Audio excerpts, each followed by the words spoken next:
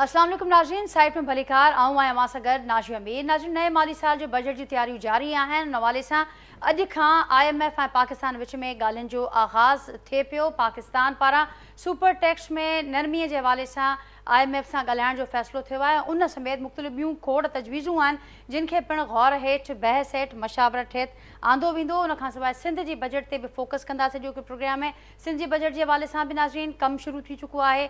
मुख़्तलिफ़ तजवीज़ुनि ते गौर थिए पियो। हिकिड़ी तजवीज़ इहा बि साम्हूं अचे पई त हिन भेरे नाज़रीन सिंध अंदरि टैक्स उगाड़ण जो जेको हदफ़ आहे उनखे 700 अरब रुपयनि खां वधीक रखण जी तजवीज़ पिणु साम्हूं आई आहे। जीअं त हीउ जेको साल आहे फ्लैश ड्राउट डिक्लेयर थियल आहे, उन मद में बि मुख़्तलिफ़ माण्हुनि खे तमामु घणियूं उमेदूं हुजनि थियूं। हिकिड़ो आम माण्हू जेको सवाल हर भेरे बजट अचण खां अॻु ऐं बजट खां पोइ पंहिंजे ज़हननि में रखे थो ऐं करे थो त छा ही बजट जेका हिन भेरे ईंदी उहा असांजे लाइ रिलीफ खणी ईंदी, अवाम दोस्त हूंदी, या जेके उन जूं पॉलिसियूं हूंदियूं उहे खास को लाभ न ॾेई सघंदियूं। हिन भेरे बि साॻिया सवाल आहिनि, साॻियूं उमेदूं आहिनि, ख़दशा बि तमामु घणा साॻिया मौजूदु आहिनि।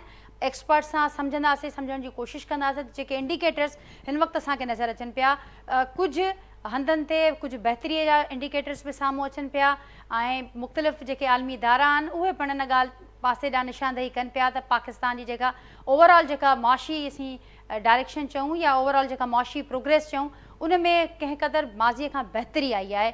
उनखे पिणु फोकस कंदासीं ऐं उनजो छा ट्रिकल डाउन इफेक्ट हिकिड़े आम माण्हूअ जी ज़िंदगीअ ते बि ईंदो। एक्सपर्ट्स ॾाढो इहो बि सुवालु हूंदो त हीउ जेको बजट आहे इहा बजट केतिरी आवाम लाइ बहितरी खणी ईंदी, केतिरी रिलीफ वारी हूंदी। मुख़्तलिफ़ तजवीज़ूं बि आहिनि, उन ते एक्सपर्ट्स सां गुफ़्तगू कंदासीं। जेको पैनल मूंसां गॾु मौजूदु आहिनि जो तारुफ़ सां कराईंदसि। मूंखे अॼोके पैनल में जॉइन कयो आहे सीनियर मुआशी माहिर आहिनि, इकोनॉमिस्ट असद अली शाह साहब मूंसां गॾु वीडियो लिंक ज़रिए जो कि प्रोग्राम जो हिसो आहिनि। महमूद नवाज़ शाह साहब मूंसां गॾु मौजूदु आहिनि, सीनियर एक्सपर्ट आहिनि, आबादगार अॻवान आहिनि, वीडियो लिंक ज़रिए जो कि प्रोग्राम जो हिसो आहिनि। उनखां सवाइ नाज़रीन मुआशी माहिर अतीकुर रहमान साहब बि मूंसां गॾु वीडियो लिंक ज़रिए जो कि प्रोग्राम जो हिसो आहिनि।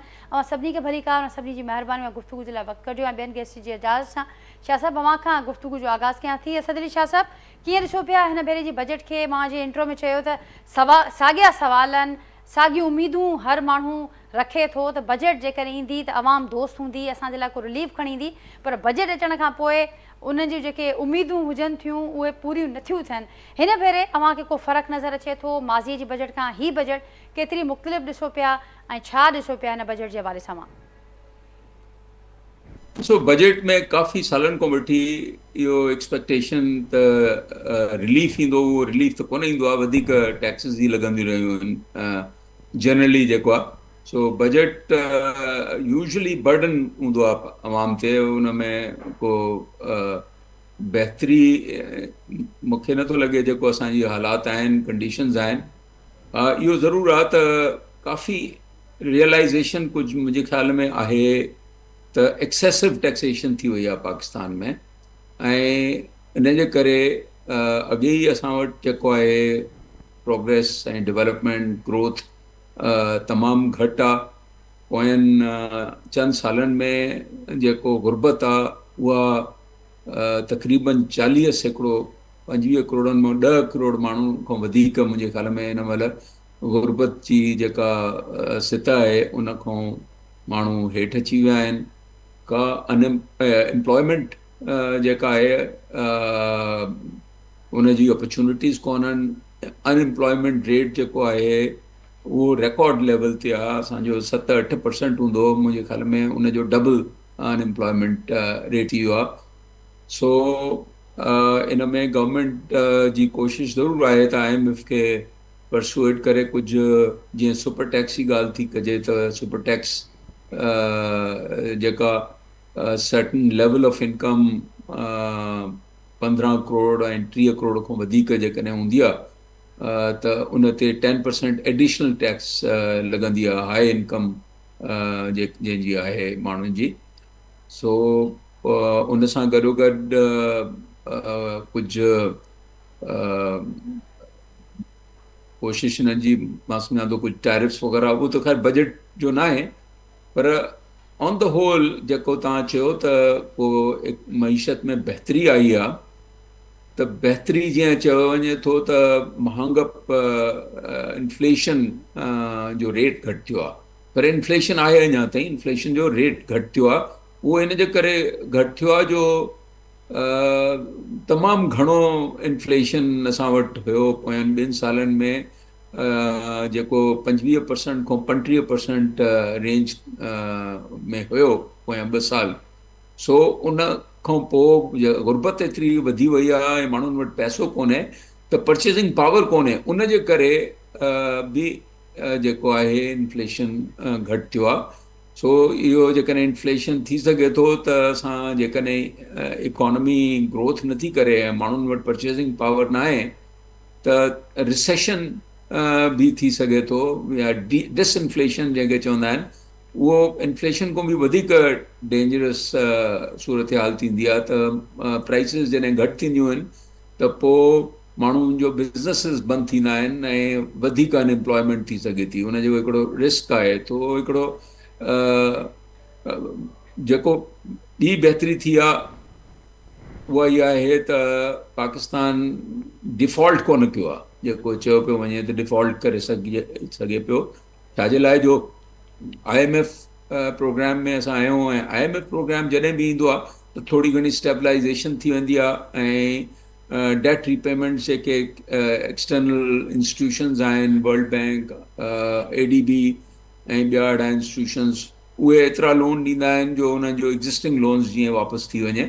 बाक़ी असांजी ओवरऑल सूरत हाल जेका आहे उहा को ख़ासि उन में बहितरी मां नथो सम्झां त थी आहे। हा, ॿी हिकिड़ी बहितरी जेका थी आहे जो इंटरनेशनल ऑयल प्राइसिस जेके आहिनि उहे घटि थियूं आहिनि, जंहिंजे करे बि असांजी जेका महांग पए घटि थी आहे।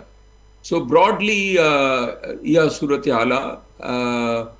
टैक्स कलेक्शन हिन साल जेको आहे रिलेटिवली बहितर थी आहे। टारगेट त कोन पूरो थियो आहे, टारगेट खां शायदि त जेको 13 ट्रिलियन जो तक़रीबन टारगेट हुयो, हुन में मूंखे लॻे थो त घटि में घटि 1 ट्रिलियन जी शॉर्टफॉल हूंदी, पर उन जे बावजूदि 26% टैक्स कलेक्शन वधी आहे ऐं रिलेटिव इंट्रस्ट रेट्स छाजे लाइ जो घटि थिया आहिनि त गवर्नमेंट जो ख़र्च बि घटि थियो आहे। त हिन साल जेको फिस्कल डेफिसिट जो टारगेट आहे उहो बि मां सम्झां थो अचीव थी वेंदो।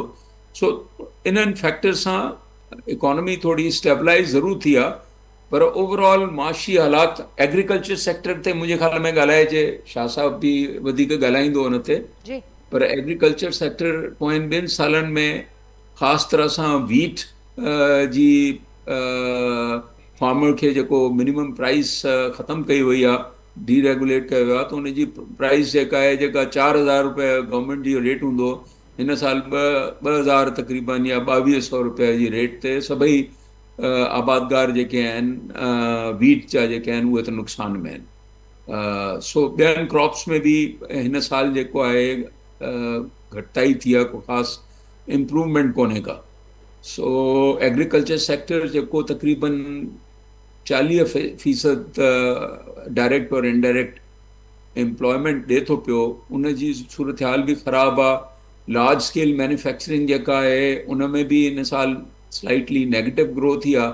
सो मईशत जी जेका तरक़ी जी रफ़्तार आहे उहा हिन पूरे रीजन में असांजी जेका आहे घटि में घटि आहे, बल्कि दुनिया में जेके पोइते पियल मुल्क आहिनि उन्हनि में ह्यूमन डेवलपमेंट इंडिकेटर्स जेके आहिनि, एजुकेशन, हेल्थ, उहे बि ॾिसो ऐं इकोनॉमिक इंडिकेटर्स बि ॾिसो त दुनिया जा जेके वर्स्ट कंट्रीज़ आहिनि मुंहिंजे ख़्याल में 20 और 10 उन्हनि में, ऐं ख़ासि तरह सां जेकॾहिं सिग्निफिकेंट मुल्क जेकॾहिं तव्हां इंक्लूड कंदव जंहिंजी पॉपुलेशन एॾी वधीक आहे, असांजी 5 नंबर ते असांजो मुल्क आहे ऐं इन्हनि इंडिकेटर्स सां मुंहिंजे ख़्याल में असांजो 60-70 नंबर हूंदो। अञा बि ह्यूमन डेवलपमेंट इंडेक्स में त असांजो नंबर 168 आहे, हिन साल वधीक ख़राबु थियो आहे। सो हर तरह सां जेके ग्लोबल इंडिकेटर्स आहिनि, माण्हुनि जी तरक़ी जो मयार जेकॾहिं ॾिसिजे त असां पोइते था वञूं ऐं स्लो आहे असांजी ग्रोथ। हा, असां डिफॉल्ट कोन कयो आहे, उन लिहाज़ सां असांजी जेका आहे स्टेबलाइज़ेशन कुझु थी आहे ऐं उनजो बि कारण इहो ई आहे त असां IMF प्रोग्राम में आहियूं ऐं ॿियो जेके फ्रेंडली मुल्क आहिनि, चाइना आहे, सऊदी अरेबिया आहे, उन्हनि जो जेको कर्ज़ु आहे उहो हुननि अॻिते वधाए छॾियो आहे, रीरोल करे वियो आहे। न त असां कर्ज़ ॾियण जी बि पोज़ीशन में IMF जे बावजूद बि असां डिफॉल्ट करे वेंदासीं जेकॾहिं असांजो चङो भलो कर्ज़ जेको आहे उहो रीशेड्यूल न थिए, न कनि इहे फ्रेंडली कंट्रीज़. सो इहा ब्रॉडली सिचुएशन आहे. ठीकु शाह साहिबु, मुंहिंजी ॻाल्हि खे अॻियां वधाईंदसि. जीअं मां चयो त ब्रॉडली जेका सिचुएशन आहे, कुझु इंडिकेटर्स असांखे कुझु जाइ ते बहितर नज़र अचनि पिया, पर छाकाणि त असीं IMF प्रोग्राम में आहियूं, इन करे डिफॉल्ट थियण खां बचियल आहियूं. पर उन सां गॾोगॾु जेका कुझु स्टेबल पोज़ीशन नज़र अचे पई उहा उनजे करे आहे. बाक़ी बजट में का ख़ासि फ़र्क़ु, को ख़ासि रिलीफ चइजे आवाम जे लाइ, त उहो उनजो इम्कान घटि आहे, उनजा चांसिस घटि आहिनि. एग्रीकल्चर सेक्टर ते बि अवां ॻाल्हायो, मूंसां गॾु महमूद नवाज़ शाह साहब बि मौजूदु आहिनि. शाह साहब, अवां छा चवंदो, कीअं ॾिसो पिया, कहिड़ियूं उमेदूं आहिनि नए माली साल जी बजट में, ऐं ख़दशा कहिड़ा आहिनि उहे बि ॿुधाइजो. तव्हांजी वॾी महिरबानी. सभिनी खां पहिरीं आउं गुज़ारिश करियां त हुकूमत खे इन यूफोरिया मां ऐं खुमार मां निकिरणु खपे त का मईशत तमामु घणी असांजी सुठी पई थिए. अगरि त सियासी अंदाज़ में माण्हुनि खे ॿुधाइनि पिया त ठीकु आहे, सियासत में इहे सभु ॻाल्हियूं हलनि थियूं. आई होप उहे हिन में ट्रूली बिलीव नथा कनि त असांजी मईशत में का बहितरी आई आहे. जेसिताईं IMF प्रोग्राम जी ॻाल्हि आहे, IMF इदारो को लठ खणी असां वटि कोन थो वियो रहे. हिते तासुर हुकूमत असांजी इहो ॾींदी आहे त जेके बि ॾुखियाऊं असां आम आवाम जे मथां, productive sectors of this economy, उन जे मथां जेके विझूं पिया, उहो IMF लठ खणी आयो आहे, इन करे कयूं पिया. सिंपल ॻाल्हि इहा आहे, जॾहिं IMF तव्हां वटि वेहे थो, उहो चवे थो तव्हां कर्ज़ु खणणु आया आहियो, फबिया असांखे ॿुधायो त अॻियनि सालनि में पैसा वापसि किथां कंदव. उते असीं हथ खणी मथे बीह रहंदा आहियूं. पोइ हू चवंदा आहिनि टैक्स बि वधाए छॾियो, बिजली जी क़ीमत बि वधाए छॾियो, ऐं पंहिंजो शयूं महांगियूं करे छॾियो. इतां ई पैसो मिलंदो, तव्हां असांखे इतां ई ॾींदो. ॾिसो तव्हां जूं जेके बि मेन ॻाल्हियूं छा आहिनि, उन में कहिड़ी बहितरी आई आहे. मिसाल, तव्हांजो वॾे में वॾो लॉस हिन वक़्तु सरकार जो, जेके सरकार जा पंहिंजा स्टेट ओन्ड एंटरप्राइज़िस आहिनि, उन में 100 अरब रुपया तव्हांजा ख़र्च थियनि था. उन में कहिड़ी बहितरी हुकूमत हींअर आंदी आहे. वॾे में वॾो मसइलो, अगरि तव्हां मईशत खे बहितर करणु घुरो था, प्रोडक्शन वधाइणु चाहियो था, इंडस्ट्री, एग्रीकल्चर, बिजली, बिजली में तव्हां कहिड़ी बहितरी आंदी आहे. हिन वक़्तु असांजी सूरत हाल इहा आहे त जीअं अगरि हुकूमत घणी बिजली सप्लाई कंदी अगरि, त उन खां लॉसिस जेके आहिनि से वधंदा वेंदा. उन्हनि लॉसिस खे कर्टेल करण जे लाइ सिस्टम में बिजली मौजूदु आहे, पर ॿारहाड़ीअ में हिन वक़्तु 12 खां 16 कलाक बिजली जेका आहे सा बंदि आहे. ॾिसो, इन सूरत हाल में एक्सपेक्टेशन इहा रखणु त असांजी का मईशत तमामु सुठी पई थिए. अचो IT जे सेक्टर ते गाहे बगाए ॾींहंनि ते ताईं पूरो ॾींहुं इंटरनेट बंदि था करे छॾियो. अलॻि अलॻि तव्हां सोशल मीडिया जा प्लेटफॉर्म्स बंदि था करे छॾियो. जॾहिं तव्हां इहे सभु शयूं कंदो ऐं एक्सपेक्टेशन तव्हांजी इहा हूंदी तव्हांखे फॉरेन खां इन्वेस्टमेंट अचण वारी आहे, आई थिंक इहा ख़्वाब ख़्याली खां वधीक ॻाल्हि कान्हे का. ऐं असांजी मईशत, मुंहिंजे ख़्याल में, को माशी माहिर कोन आहियां, पर आउं हिन मुल्क जो शहरी आहियां, त मूंखे त का शइ ॾिसण में कान थी अचे. हाणे जेका तव्हीं ॻाल्हि करियो था, इन्फ्लेशन ते बगलियूं वॼाईंदा था वतन, साईं उन में त ज़रात में त धाणा कढी छॾिया आहिनि. After 1952 and 2001 droughts, it will be first time, record my words, first time तव्हांजूं 5 ई मेजर क्रॉप्स जेके आहिनि जिन जी प्रोडक्शन जेका आहे सा रिड्यूस थी आहे. कणिक जा नंबर्स अचण वारा आहिनि. 27.9 मिलियन जो तख़मीनो आहे, about 10% less than last year. Not only त प्रोडक्शन असांजी रिड्यूस थी आहे, पर जेका जीअं साईं जिन ॻाल्हि कई त जेका असांखे रिटर्न मिलियो आहे, जे क़ीमतूं कमोडिटीज़ जूं आहिनि, उहे जेके आहिनि से रिड्यूस थी आहिनि, जेके साईं जिन डिसइन्फ्लेशन चवनि पिया. ऐं साईं जिन इहो बि चयो त करे डिसइन्फ्लेशन प्रोडक्टिव सेक्टर्स लाइ अनवायबल बि थियो थी वञे. इहो केरु पियो ॾिसे त पोयनि 2 सालनि में कॉस्ट ऑफ इनपुट वधंदा पिया वञनि.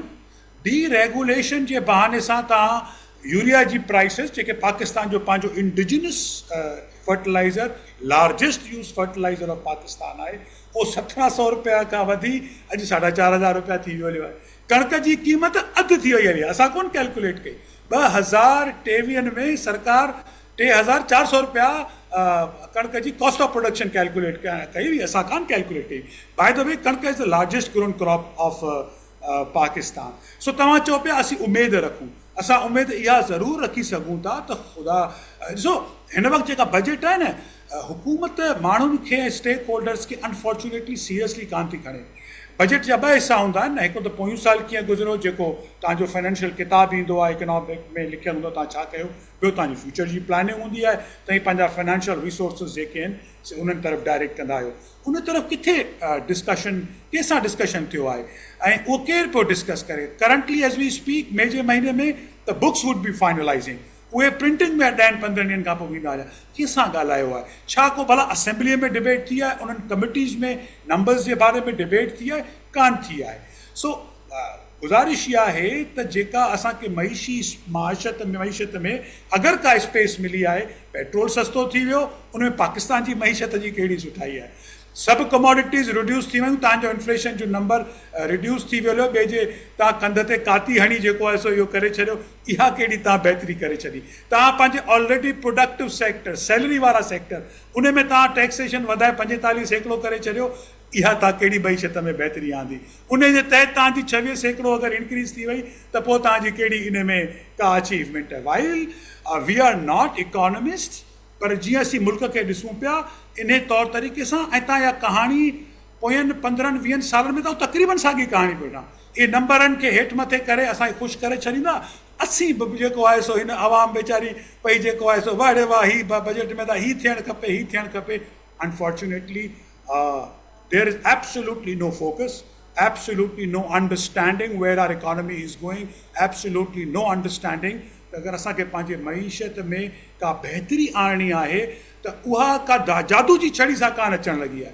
जेसीं तव्हां जेके सिस्टमिक प्रॉब्लम्स, स्ट्रक्चरल इशूज़, उहे तव्हां पंहिंजी मईशत जा दुरुस्त कोन कंदो, तव्हांजी अगरि इहा अंडरस्टैंडिंग आहे त का असांजे ग़रीब माण्हू में बहितरी ईंदी, हुन तरफ़ बि ईंदी, त आई थिंक इहो जेको आहे it's a very long shot. अला करे ईअं न थिए का पाकिस्तान में बहितरी अचे, but that's my general understanding of the budget of Pakistan and the province. ठीकु। ऐं हिन वक़्तु जीअं अव्हां बि चयो महमूद नवाज़ शाह साहिबु, त हिन वक़्तु जेके बजट जा असां ॾिसूं था त प्री बजट जा जेके मरहला असां ॾिसूं पिया, उन में बि स्टेक होल्डर्स जी संजीदगी ते अव्हां चयो त संजीदगी नज़र न पई अचे। एक्सपर्ट्स आहिनि मुख़्तलिफ़ फील्ड्स जा, उन्हनि जी असांखे राय आहे या उन्हनि जूं तजवीज़ूं असांखे न पियूं नज़र अचनि। उन हवाले सां हिन भेरे को कमु थियो आहे इन नोईअ जो, को राब्तो थियो हुजे अव्हां सां या अव्हां जहिड़नि ॿियनि जेके मुख़्तलिफ़ रखनि था इन हवाले सां एक्सपर्टीज़ रखनि था मुख़्तलिफ़ शोबनि जी, ख़ासि करे जीअं अव्हां एग्रीकल्चर जे हवाले सां समूरी सूरत हाल ॿुधाई, त उन हवाले सां के रिकमेंडेशन्स के तजवीज़ूं वयूं आहिनि हुकूमत ॾे? असां कंटिन्यूसली फॉर 10 years हिकिड़ो 8-10 पेजनि जो डॉक्यूमेंट कढंदा हुआसीं, basin on the economy and not the shopping list of subsidies, पर मईशत ऐं एग्रीकल्चर में छा थियणु खपे अहिड़े क़िस्म जूं ॻाल्हियूं लिखंदा हुआसीं। करणु न करणु त परे जी ॻाल्हि आहे, केरु फ़ोन करे इहो कोन चवंदो त तव्हांजो किताबु मिलियो, तव्हांजी महिरबानी। इन करे उहो किताबु हाणे जेका रस्मी ॻाल्हि आहे न, उहो बहितर आहे उहो वक़्तु कंहिं ॿी जाइ ते ज़िया कजे, जो उहे किताब ठाहिण में पंहिंजो जेको आहे न सो वक़्तु ज़िया कजे। At the end of the day ऐं पंहिंजी ॿनी ते अगरि उहो वक़्तु स्पेंड कंदसि त शायदि ज़रात खे कुझु फ़ाइदो पहुची वञे। पर अगरि असां ऑपोज़िशन खे बि ॾींदासीं ऐं गवर्नमेंट खे बि ॾींदासीं, ॾिसो ऑपोज़िशन जी तरफ़ बजट जे लाइ का तव्हांखे सीरियस गुफ़्तगू कान थी ॾिसण में अचे। Who is stopping opposition in federal government and provinces त को पंहिंजो डॉक्यूमेंट खणी अचे बहितरी जे लाइ, क्रिटिकल न, बहितरी जे लाइ, उनखे कंहिं रोकियो आहे? पर ॾिसो उन तरफ़ अनफॉर्चुनेटली अंडरस्टैंडिंग कान्हे। असांजा 19-20 ग्रेड जा ऑफिसर माशाल्लाह उहे जेके आहिनि से को पना ठाहींदा, पोयां उन्हनि पननि खे ॾिसबो बाबा कहिड़ो सेक्टर सही आहे, पोइ उन्हनि खे ॻाल्हाईंदा, वन वे टॉक हलंदी, ऐं इहा ई साॻी जेका आहे अनफॉर्चुनेटली बजट पास थींदी। सो आई एम पाकिस्तान में होपफुल आहियूं, मुस्लमान आहियूं, उन करे तमामु घणा होपफुल आहियूं, पर बजट में का असांखे जिद्दत ॾिसण में ईंदी, का बहितरी ॾिसण में ईंदी, का पाकिस्तान जी मईशत लाइ का डायरेक्शन ॾिसण में ईंदी, का प्लानिंग, मूंखे उन जो तमामु घणो शक ऐं शुबो आहे इन मामले में। ठीकु महमूद नवाज़ शाह साहिबु, इन शइ खे अॻियां वधाईंदसि त बजट में का जिद्दत ईंदी या का बहितरी या आम माण्हू जी ज़िंदगी में को रिलीफ या मुख़्तलिफ़ सेक्टर्स जेके मां ॻणाया उन में का बहितरी जेसि ताईं अनटिल एंड अनलेस के सिस्टमेटिक चेंजिस, के स्ट्रक्चरल चेंजिस असांखे नज़र नथा अचनि त ही तमामु मुश्किल लगे पियो, ॾुखियो लगे पियो। मूंसां गॾु अतीकुर रहमान साहब भी मौजूद हैं। अतीकुर रहमान साहब, आपको भी वेलकम करूंगी। असद अली शाह साहब, महमूद नवाज शाह साहब मेरे साथ इस वक्त शो पर मौजूद हैं। आप कैसे देखते हैं आने वाले बजट के हवाले से? मशावरत का आगाज़ आज से IMF के साथ हो रहा है, हम स्पेसिफिकली सिंध की बजट को भी फोकस कर रहे हैं, आप कैसे देखते हैं इस बजट को? जी बहुत शुक्रिया। बजट के बारे में बात होती है तो फिर इस तरह से है कि फेडरल बजट हो या प्रोविंशियल बजट हो। मैं कोई रिवायती बातें नहीं करूंगा कि एजुकेशन को बढ़ा लो, हेल्थ को बढ़ा लो, क्लीन वाटर का कर लो, इंफ्रास्ट्रक्चर ठीक कर दो। तो ये बातें सारे साल हमने करी है और हम थक गए हैं ये बातें कर करके। मैं सिर्फ एक बात करना चाहूंगा, जो बड़ी इंपॉर्टेंट है, और वो ये है कि आवाज़ आ रही है कि federal excise duty, super tax और दूसरे टैक्सेस बढ़ाने की बात की जा रही है। देखिए ऑलरेडी टैक्सेस के बर्डन पे है कौम, और जब इकोनॉमिक वायबिलिटीज होती हैं, इकोनॉमिक कंडीशंस होती हैं या उनके आउटपुट को देखा जाता है, तो हमेशा ये देखा जाता है कि किस तरह के टैक्सेस पे इन्वॉल्व करें। और बात सारी यही है, जो ऑलरेडी टैक्स दे रहे हैं उन पे ही फिर टैक्स बर्डन आएगा, तो जिससे सबक याद किया उसकी छुट्टी बंद हुई। तो ये थोड़ा सा कोशिश करें कि ये फेडरल एक्साइज ड्यूटी बढ़ाना या सुपर टैक्स बढ़ाना या कोई भी लोकल टैक्सेस या प्रोविंशियल टैक्सेस बढ़ाना, आई थिंक इसमें एक सबसे इम्पोर्टेंट बात जो करने की है वो ये कि सैलरीड क्लास जो है ना वो ओवर बर्डन है। पिछले 9 महीने में इन्होंने तकरीबन 391 बिलियन रुपीस टैक्सेस में दिए। ये टैक्सेस रिटेलर से भी ज्यादा है, कॉर्पोरेट से भी ज्यादा है, नॉन कॉर्पोरेट से भी ज्यादा है। तो अकेले सैलरीड क्लास का अगर टैक्स आप ले लें तो वो इन सबसे ज्यादा है। इनको थोड़ी रिलीफ चाहिए, इनको स्लैब्स में रिलीफ चाहिए, और जो रिसेंट चार्जेस हैं और उनको देखा जाए तो आप देखें कि एक्सपेंडिचर्स में उनको कोई रिलीफ नहीं मिलती, और सारा का सारा जो टैक्स है वो ग्रॉस इनकम पे ले लिया जाता है। तो मैंने हमेशा यही कहा है कि IMF से जब बात करनी है तो इनके रिलीफ की बात की जाए, और कोशिश की जाए कि इस बार सैलरीड क्लास को जो वादा भी किया गया था कि वो जो इतने ह्यूज और रिकॉर्ड टैक्सेस पे कर रही है उसको थोड़ा रिलीफ मिल जाए। एक बात तो ये थी बड़ी इंपॉर्टेंट, मैंने कर लिया FED के बढ़ने की बात, सुपर टैक्स की बात, और ये सबसे उसमें सबसे इम्पोर्टेंट बात है। फिर मैं एक बात टैक्सेस में ये कहना चाहता हूँ, जी I by all means and all potentials and reasons हमेशा ये बात कहता हूँ कि आप इनडायरेक्ट टैक्सेस को थोड़ा कम करें और डायरेक्ट टैक्सेस को बढ़ाएं, ताकि कॉमन मैन को रिलीफ मिले कि इनडायरेक्ट टैक्स जो कॉमन आदमी के ऊपर इतना बड़ा बर्डन है वो अगर थोड़ा सा शिफ्ट हो जाएगा डायरेक्ट टैक्सेस में तो इसको थोड़ी रिलीफ आ जाएगी। देखिए कॉमन आदमी को रिलीफ देना ही नाम है बजट का, चाहे फेडरल बजट हो चाहे प्रोविंशियल बजट हो, हम बात कर रहे हैं कॉमन मैन के रिलीफ की। तो जो भी और रिलीफ है इसके साथ साथ जहां मैंने सैलरी क्लास के ऊपर बर्डन की बात की वहां मैंने डायरेक्ट एंड इनडायरेक्ट टैक्सेस की भी तजवीज की है और रिक्वेस्ट की है कि इसको इस बात तो कंसिडर कर ले जाए। हम हर साल ये वाली बात करते हैं। इसके अलावा जो एक और बड़ी इंपॉर्टेंट बात है वो ये है कि हमने हमेशा देखा है कि हम लोगों को अपने ट्रेड को कहाँ लेकर जाना है, कैसे लेकर जाना है, इसको कैसे आगे बढ़ाना है। तो उस ट्रेड को आगे बढ़ाने के लिए हमें देखना पड़ेगा कि हमारे डेफिसिट्स कहाँ हैं। मैं दूसरे डेफिसिट्स की बात नहीं करूंगा, इतने सारे डेफिसिट्स है मैं इनको बात करूंगा तो वो बात लंबी हो जाएगी। बात सिर्फ ट्रेड डेफिसिट की करूंगा कि हमें किसी तरह करना चाहिए कि ग्रोथ जो हम लीड करें वो सिर्फ एक्सपोर्ट के थ्रू करने की कोशिश करें। वे फॉरवर्ड हम देखें। हमारी सूरत हाल ये है कि हम सिवाय 1-2 मुल्कों के ज्यादातर मुल्कों के साथ ट्रेड डेफिसिट, ट्रेड सरप्लस 1-2 मुल्कों के साथ है, USA है, फिलीपींस है, इस तरह वो भी बड़ा माइनर डिफरेंस है। तो हमें किसी तरह अपने ट्रेड डेफिसिट को पूरा करना, अपने ट्रेड को आगे बढ़ाना। देखिए अंग्रेजी का बड़ा मशहूर मुहावरा है कि the economies of the world are being determined by the trade. हमें अपने ट्रेड को आगे बढ़ाना है। अगर हम अपनी इनकम को आगे बढ़ाना चाहते हैं, अपने कर्जों को कम करना चाहते हैं, ये जो सूद देते हैं हम इनको कम करना चाहते हैं, तो हमें अपनी एक्सपोर्ट्स को बढ़ाना होगा। जो टारगेट है $60 बिलियन का उसको मीट करना होगा। लेना है, फिर गुफ्तगू को कंटिन्यू करते हैं। नाज़रीन मुख्तसर ब्रेक खां पे वापस अचूं था, गुफ्तगू के तव्हां खे कंटिन्यू कंदासीं।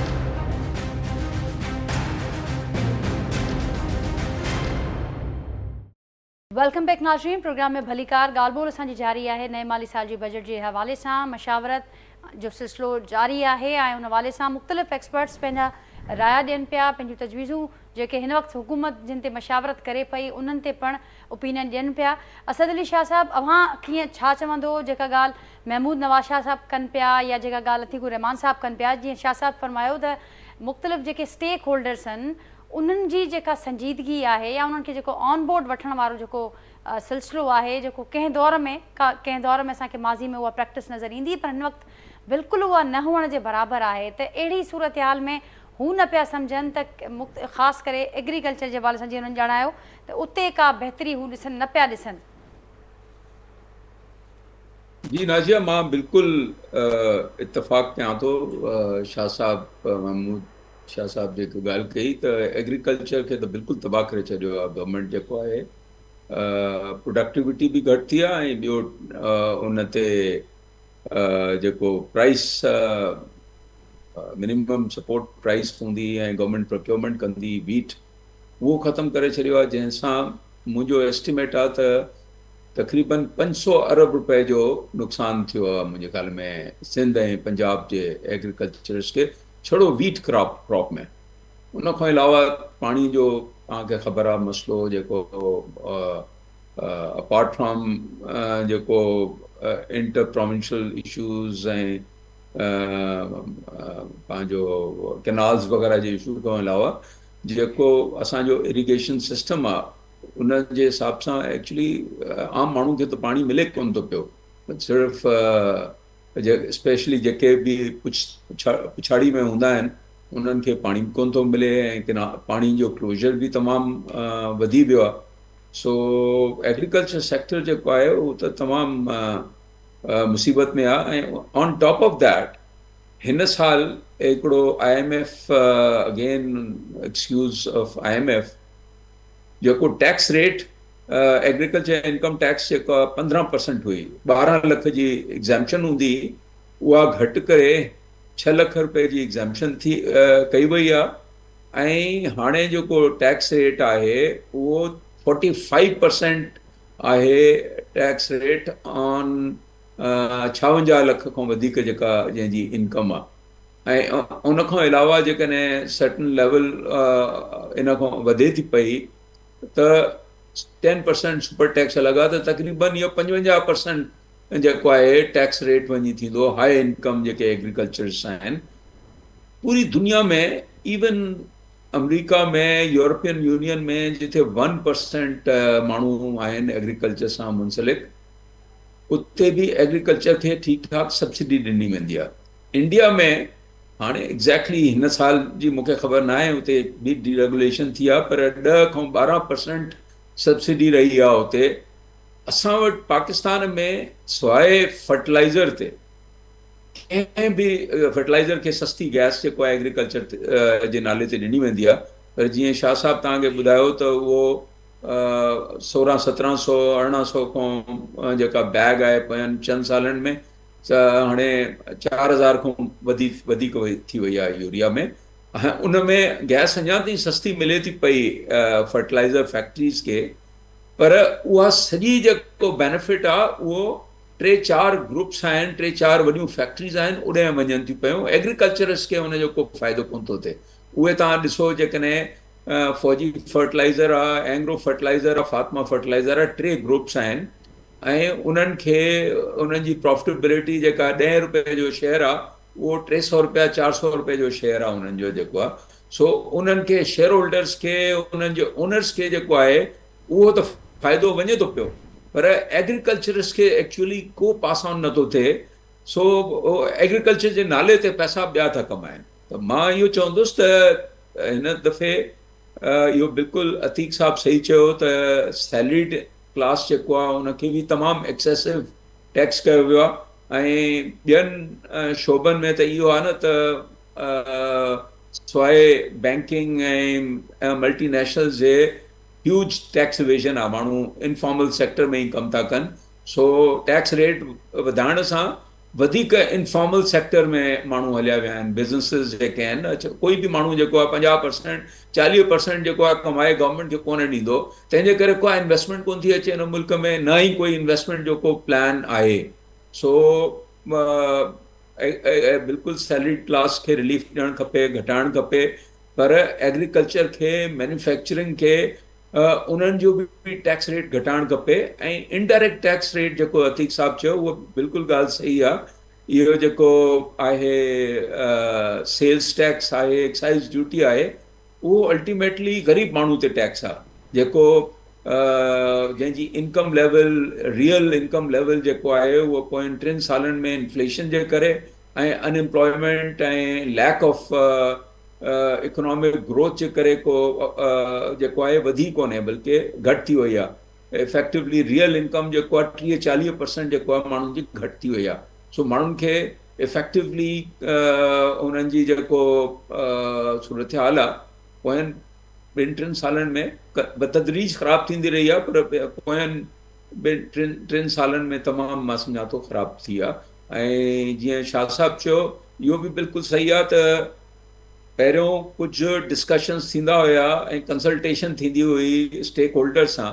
हाणे त मूंखे लॻे थो त ब्यूरोक्रेट छड़ो IMF सां डिस्कस करे ऐं कुझु अनाउंसमेंट करे था छॾनि त सुपर टैक्स असां कोशिशि कयूं था त रिलीफ ॾियारायूं, घटाईंदासीं, सैलरीड क्लास जे लाइ अनाउंस कयो अथऊं त उन्हनि खे कुझु रिलीफ ॾींदासीं.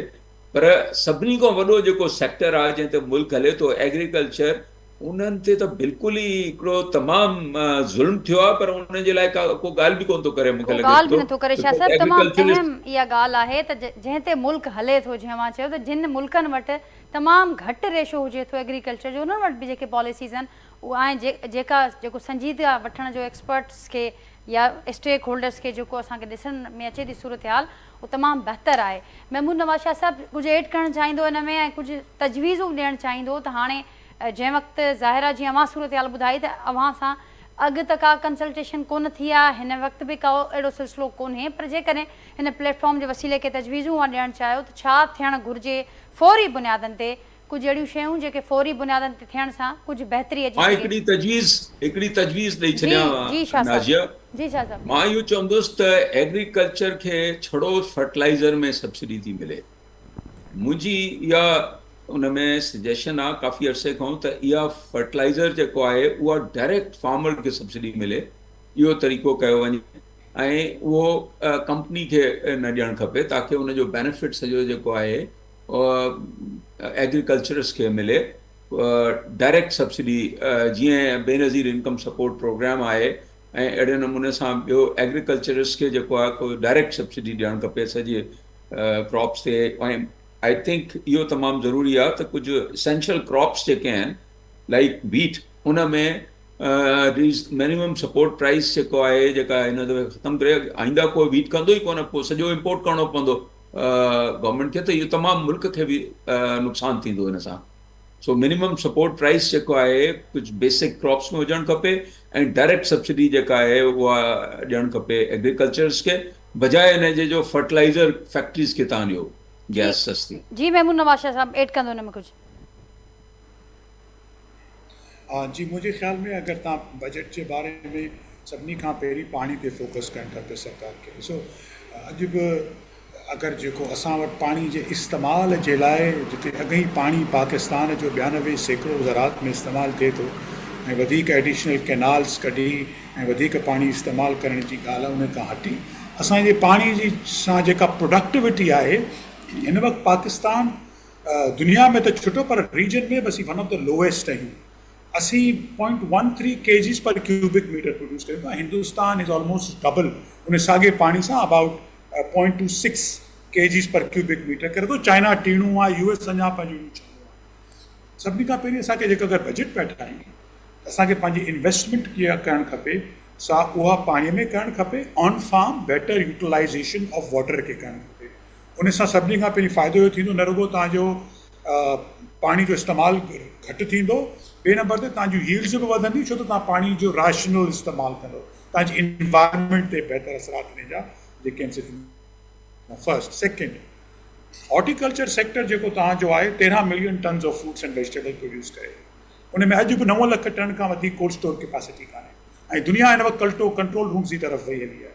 त अगरि तव्हां चाहियो था त तव्हांजे मुल्क में small and medium size industry, rural industry develop थिए, त तव्हांखे जेको वाफ़िर मिक़दार में फ्रूट ऐं वेजिटेबल पैदा थिए थो, उनखे process, package, grade, compliances of the certificates तव्हांखे करण जी ज़रूरत आहे. उन में तव्हां इन्वेस्टमेंट करियो. उहो ईअं कोन थींदो जेसिताईं तव्हां पंहिंजे प्रॉपर एनर्जी ॿाराड़ी में न प्रोवाइड करे सघंदो ऐं उनजो को लाहे अमल ऐं को रोड मैप न क्रिएट करो. इहे ई अगरि असां 2 ॻाल्हियूं करे वरितियूं ज़रात जे लाइ. ऐं थर्डली, जेको डीरेगुलेशन जी ॻाल्हि थोपी पई वञे, फबे हा, डीरेगुलेशन सरकार करे थी करे, पर मूंखे ॿुधायो कहिड़े मईशत जे किताब में लिखियलु आहे त तव्हां डीरेगुलेशन करे तव्हां चओ था फार्मर वञी विकिणे मार्केट में, पर तव्हां मार्केटूं बंदि करे छॾियो. जे डीरेगुलेशन कई आहे, असीं चऊं था एक्सपोर्ट पोइ खोलियो न तव्हां, त छो तव्हां खंड जी ऐं पोइ कणिक जी एक्सपोर्ट जेका असां बंदि करे चुकी आहे. हालांकि असां उते वञी कॉम्पीट कंदासीं जिते सब्सिडाइज़ प्रोडक्ट पई अचे, पर का मार्केट त खोलंदी न.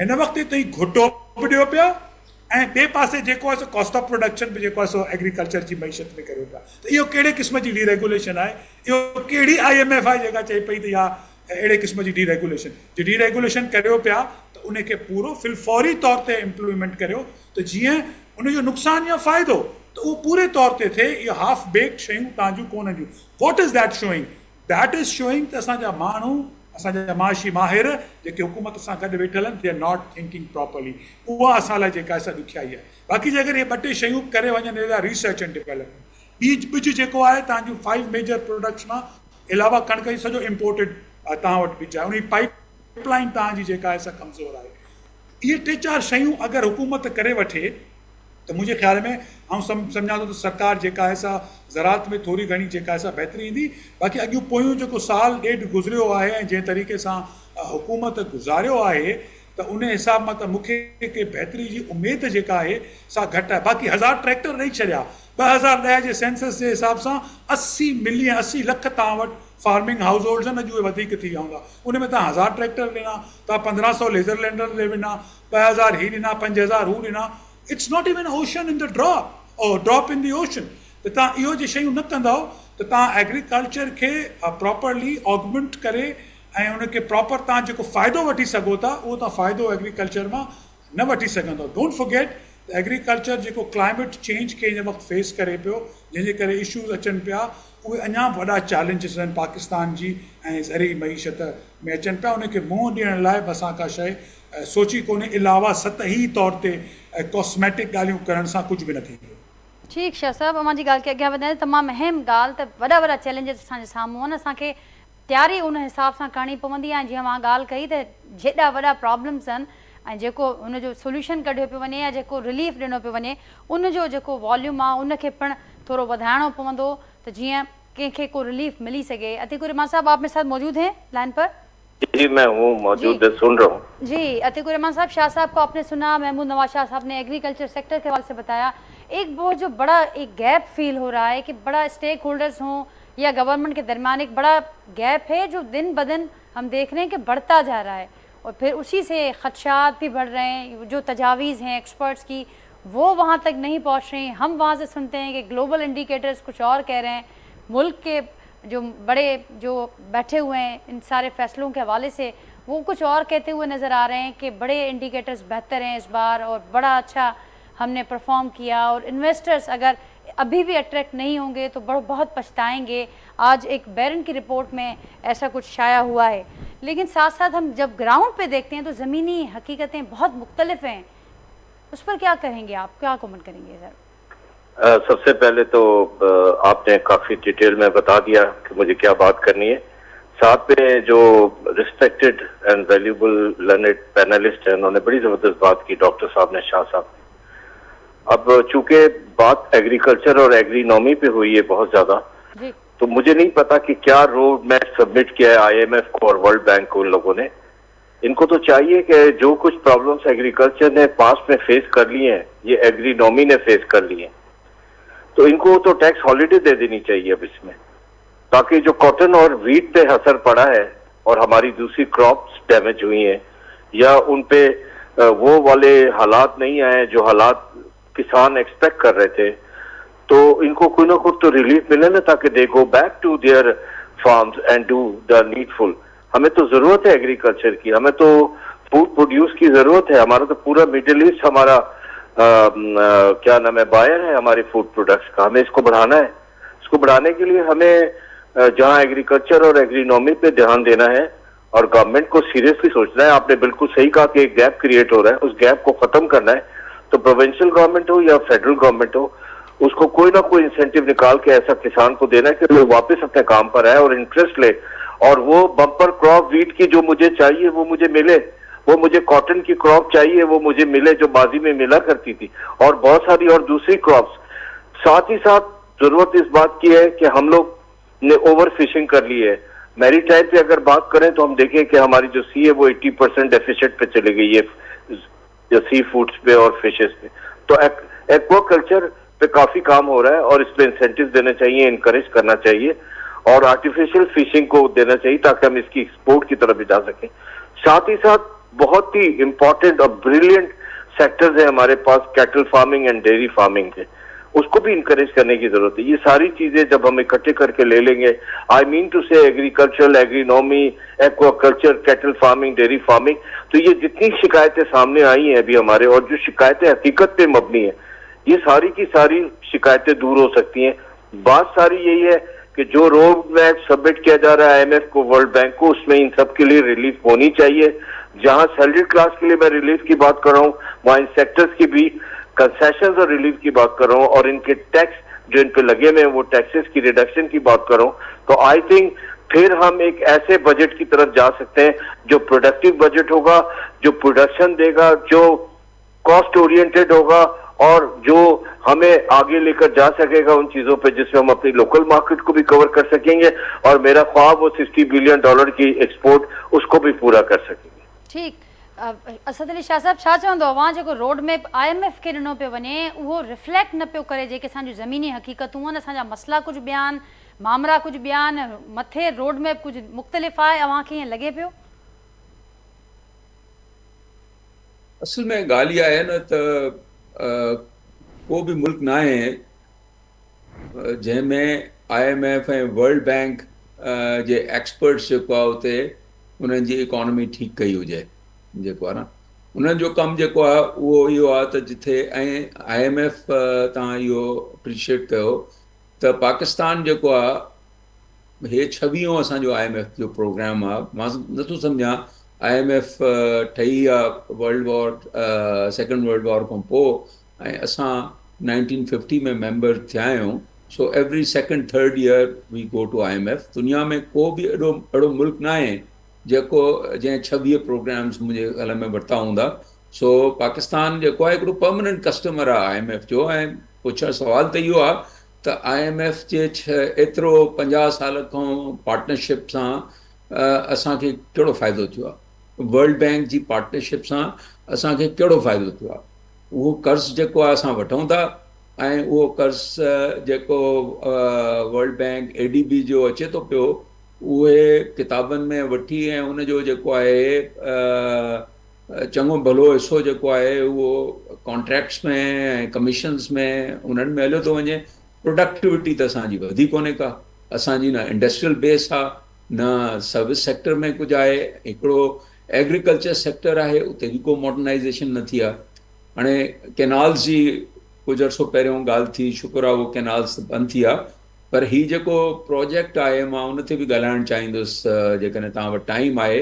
हीउ जेको ग्रीन पाकिस्तान जे नाले ते जेको प्रोजेक्ट ठहियो पिए, सो उन में आइडिया जेका मूंखे ॿुधाई वई, अलाए जो कुझु मीटिंग्स में मां बि हुयुसि, जेको असांजी क्लियरली जेको मिलिट्री इस्टेब्लिशमेंट आहे उन्हनि जी इंटेंशन शायदि सही हुई त असां प्रोडक्टिविटी वधायूं, ऐं उहे इहो उन्हनि जो मक़सदु उहो इहो पिया इहो हुयो त असांजो जेको एग्ज़िस्टिंग आहे एग्रीकल्चर, उन में एवरेज 10 एकड़ खां जी आहे एवरेज माण्हुनि वटि। त हुननि जो ख़्यालु इहो आहे त प्रोडक्टिविटी इन जे करे न पई अचे जो स्मॉल होल्डर्स आहिनि, लार्ज स्केल फार्मिंग कोन्हे। कॉर्पोरेट फार्मिंग जॾहिं थींदी, जंहिंमें इन्हनि जो प्लान इहो हुयो त घटि में घटि 1000 एकड़ जेको आहे हिकिड़े माण्हू वटि हुजे, ऐं इहा उहा ज़मीन आहे जेका आबाद नथी थिए, उन्हनि खे असां उनखे कुझु इन्हनि 60-70 लख एकड़ जेको आहे आइडेंटिफाई कयो त असां एडिशनल इहा आबाद थींदी त असां जेको इम्पोर्ट था कयूं या असांजी जेका प्रोडक्शन आहे ओवरऑल एग्रीकल्चर ते वधंदी। त हिकिड़ी मीटिंग में मूं उन्हनि खे चयो त इहो त ठीकु आहे। उन महिल बहरहाल पाणी जी ॻाल्हि जेको जॾहिं ॻाल्हि पई थी, जॾहिं प्रोजेक्ट कंसीव थियो हुयो, त मुंहिंजो इहो बि सुवाल हो त पाणी काॾों ईंदो? अहिड़ियूं जेका आहे ज़मीन जेका जीअं चोलिस्तान जी आहे, डेज़र्ट जी ज़मीन आहे, उन में त 10 सैकड़ो तव्हांजो पाणी 10 टाइम्स वधीक लॻंदो पाणी जेको आहे अहिड़ी नई ज़मीन खे। त उन महिल इहो असांखे चयो वियो त पाणी जेको आहे उहो अंडरग्राउंड वाटर वग़ैरह यूज़ कंदा, ऐं उन मां एग्ज़िस्टिंग पाणी मां असां न ॾींदासीं। पर ॿियो मुंहिंजो सुवालु इहो हुयो त इहा ज़मीन जेका आहे तव्हां आबाद जेसिताणी इन्हनि में त टाइम लॻंदो जेकॾहिं अंडरग्राउंड बि पाणी वठो त असुलु प्रॉब्लम त इहो आहे त असांजो जेको आम आबादगार आहे हारी आहे या नंढो ज़मींदार आहे उनजी प्रोडक्टिविटी कोन्हे का उनखे रिसोर्सिस नथा मिलनि, इनपुट्स नथा मिलनि, उनखे टेक्नोलॉजी नथी मिले, उनखे नॉलेज नथी मिले। तव्हां ऐं क्लेम इहो पियो कयो वञे त असां आर्टिफिशियल इंटेलिजेंस ऐं टेक्नोलॉजी जेका आहे उहा उन जे थ्रू जेको आहे असां पंहिंजे फार्मर्स खे बहितर प्रोडक्टिविटी ॾींदासीं।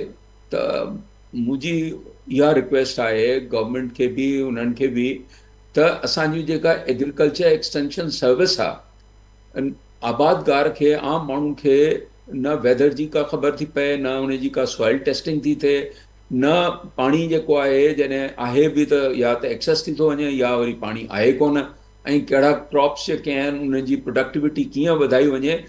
उहा जेका रिसर्च ऐं एडवाइज़री जी ॻाल्हि आहे उहा उन ते का इन्वेस्टमेंट कोन थी करे, ऐं उन में जेके एग्ज़िस्टिंग डिपार्टमेंट्स आहिनि उन में सभु सिफारिशी भर्ती थियल आहिनि जेके को सपोर्ट कोन था कनि आबादगार खे न।